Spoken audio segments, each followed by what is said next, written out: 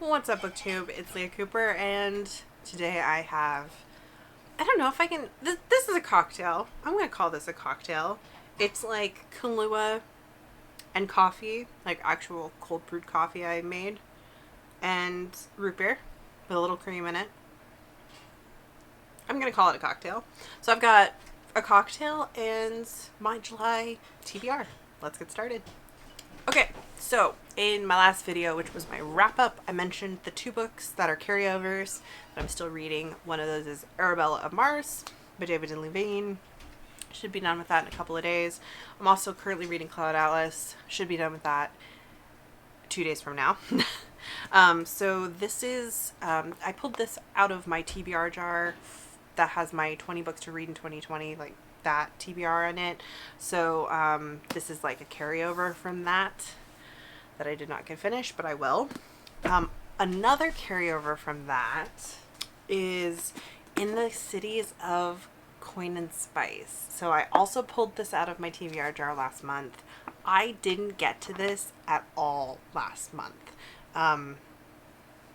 You know, obviously the arcs that I was reading in June, because I kind of made June my arc month, those took higher priority, and yeah, I just didn't get to this.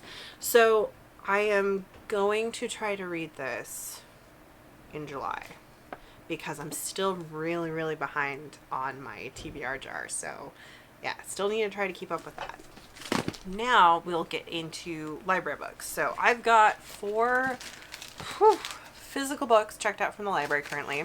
One of them's old, 3 of them are new, and they all expire at the end of this month. So I should try to read these. However, my library does have a really generous fines program. Basically, you don't get charged fines as long as you return the book eventually. I can't remember how long you can keep it for. Like, I think they don't charge you for a book replacement until you haven't returned it after like 6 weeks or something. You don't get charged any fines. So these are kind of July priority, but I don't think it's feasible for me to get to all of them because there's just too many. They're too long. There's too many of them. And I have so many other things I want to read. And yeah, but these are things I could read. So first one is the much TBR'd Before Mars by Emma Newman. So I've been trying to get to this book since the beginning of this year. It was on several TBRs. I might have had this since December. I don't even know. The only reason I still have it is because of the whole coronavirus thing. Meant my library shut down and you couldn't return books. They just kept extending the due dates on them. So I have this until August 1st now. Of all of the books I have currently checked out, I think this is slightly more high priority because I know I'm going to love this and I want to just be able to read it and return it. So there's that. I also have a library copy of Gideon the Ninth out on ebook. This was nominated in the BookTube SFF Awards. The voting period for the BookTube SFF Awards has been extended to we don't know when because of stuff happening. And so I do still have some time to finish reading this. Now, I only have like 6 days left on this ebook loan, but you know, there's tricks obviously to keep stuff from expiring. So I'm like tempted to try to read this. I have started it. I think I'm on like page 20, but it is like 400. I do have like 420 more pages of it to read. So we'll see. Not sure. Along those same veins, I forgot I had a hold on this. A Memory Called Empire came in physical copy. So my library just reopened for takeout. And so I had 3 things come in all at the same time. This was one of them. I had totally forgotten that I had requested this in physical form. Obviously, I tried to listen to this on audiobook months ago. Couldn't do it. Got it as an ebook last month. Didn't get around to it because I was reading all those arcs. And then it came in again. So of the books in this category, which I think are the 10,000 Doors of January and Gideon the Ninth, and this is actually the one that I most wanted to read. Like, I wanted to read this back for Space Opera September of last year. So now that it's landed on my doorstep again, I do think I'll try to read it in physical format. It's a chunker though, like it is 450 pages. but maybe we'll give this a go. Like, it sounds so interesting. It really, really sounds like something I'm gonna like.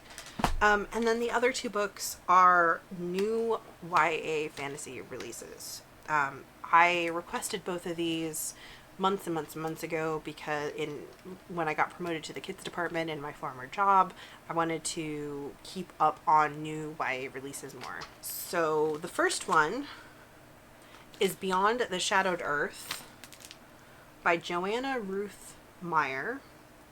She also wrote Beneath the Haunting Sea. I haven't heard of either. I haven't heard of that. I haven't heard of her.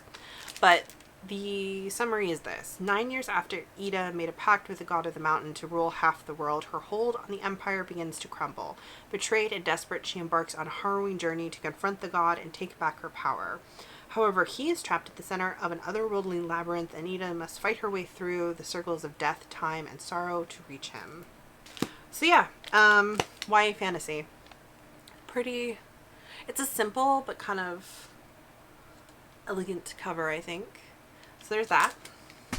And then the other one is Woven in Moonlight by Isabel Ibanez. Not entirely sure how to say her last name. This is a fantasy novel inspired by Belize folklore, I believe. Sorry. A lush tapestry of magic, romance, and revolution, drawing inspiration from Bolivian politics and history. So Ximena is the decoy condessa, a stand-in for the last remaining Illustrian royal. Her people lost everything when the usurper Atok used an ancient relic to summon ghosts and drive the Illustrians from La Ciudad. Now, Ximena is motivated by her insatiable thirst for revenge and her rare ability to spin thread from moonlight. I think that sounds like a lot of fun. Man, it's just got a really gorgeous cover. I have seen a couple of people mention this. I feel like maybe it's been on a couple of like anticipated, most anticipated new releases lists. I just thought the summary sounds really interesting. Like a royal decoy out for revenge. So there's that. Like I said though, if I don't get to all of those this month, I do have some wiggle room. Then the last thing I'm going to try to read, and like obviously I'm not going to get to all of these, just straight up I'm not going to get to all of these. I only read like 2,500 words per month, and that is usually about 7 or 8 books, but when it's like long books, I don't get to as many books. But I just want to have things to pick and choose from, right? The last thing I do want to have choice to pick up is another book from my 20 to read in 2020, because I do want to catch up on that challenge. I'm so behind, but I want to catch up. So we're going to take my little jar. Yes, currently it is also housing all my spare bookmarks.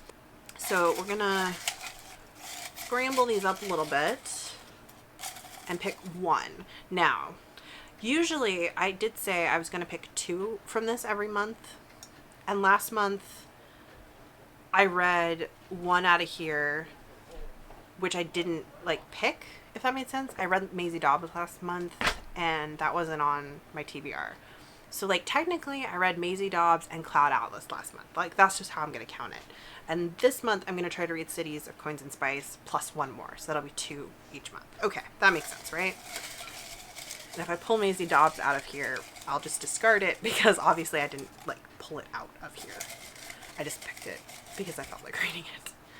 I know, I'm really bad at this TBR jar thing. Oh, crap. I picked Daughter of the Forest by Juliette Marillier. And I'm not gonna lie, I just straight up regret putting this book on this TBR because I kind of regret buying it. I didn't realize there was rape in it when I bought it.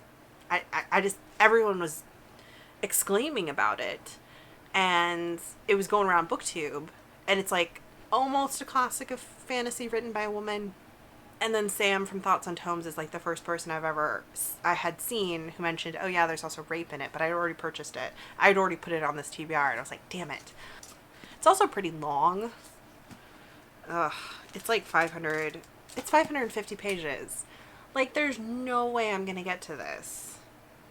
But I will stick to the team. I will stick to the sanctity of the TBR jar.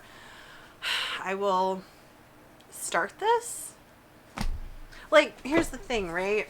We'll count this because I'm still in the middle of reading it. So this is my TBR plus an ebook and an audiobook. There's no way. But, you know, okay, well, I'll at least start it. I'll give it a go. Who knows? I might DNF it because, like I said, I'm not enthusiastic about that one. That was definitely a booktube made me buy it and put it on TBRs and stuff. Anyway, okay, so there you go. That's my ridiculous TBR.